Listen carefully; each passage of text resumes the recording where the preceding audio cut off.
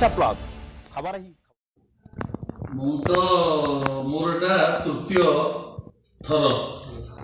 ମୁଁ ଆଗରୁ 12 ମସିହାରୁ 17 ଏବଂ 17ରୁ 22ରୁ ପୁନରାୟ ନିର୍ବାଚିତ ହୋଇଛି।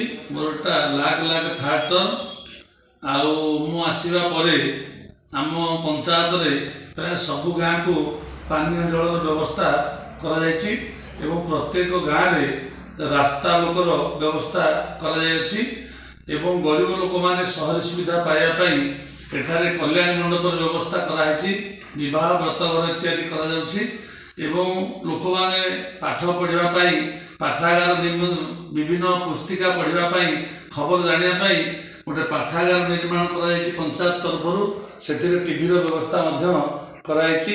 ଆଉ ପଞ୍ଚାୟତରେ ଗୋଟେ ନୂତନ ମଡେଲରେ ଭଲ ସଭାଗୃହ କରାଯାଇଛି ଏବଂ ଭାରତ ସରକାରଙ୍କର ଯେଉଁ ଯୋଜନାରେ ଲୋକ ତ ମଝିରେ 2 ବର୍ଷ ବନ୍ଦ ହୋଇଥିଲା।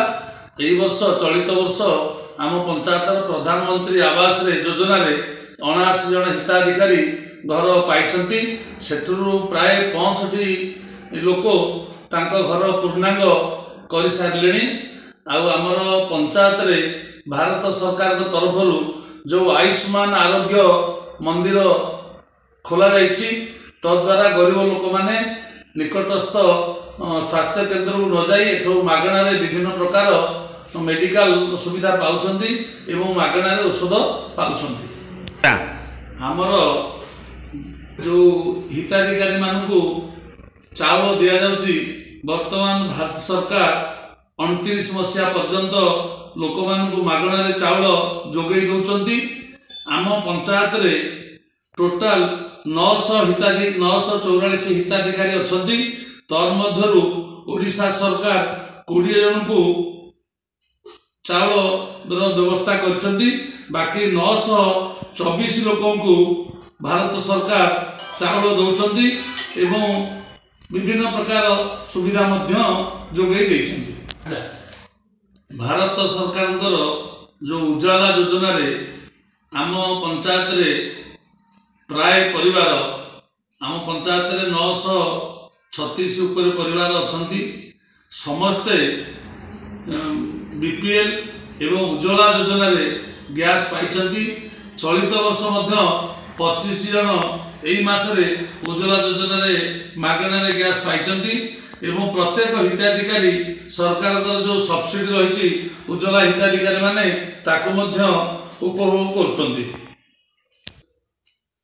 ଭାରତ ସରକାରଙ୍କର ଏବଂ ମୋଦିଙ୍କର ଯେଉଁ ଗ୍ୟାରେଣ୍ଟି ଭାରତର ବିକାଶ ପାଇଁ, ଯୁବଗୋଷ୍ଠୀଙ୍କ ପାଇଁ, ମହିଳା ଗୋଷ୍ଠୀଙ୍କ ପାଇଁ, ଚାଷୀମାନଙ୍କ ପାଇଁ, ଗରିବମାନଙ୍କ ପାଇଁ ବିଭିନ୍ନ ଯୋଜନାକୁ ଗାଁକୁ ନେବା ପାଇଁ ଆମର ଗାଁ ଚାଲ ଅଭିଯାନ ଆରମ୍ଭ ହୋଇଛି, ଯାହାକି 9, 10, 11 ତାରିଖରୁ ଆରମ୍ଭ କରାଯାଇଅଛି।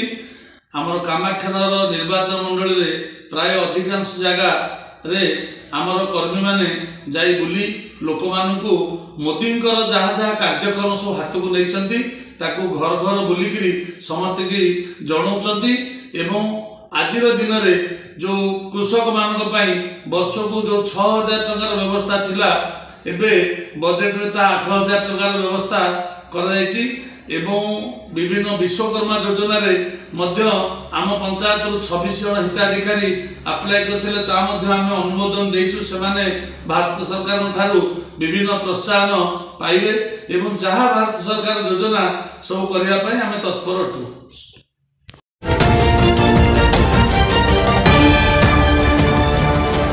ओडिशा प्लस खबर ही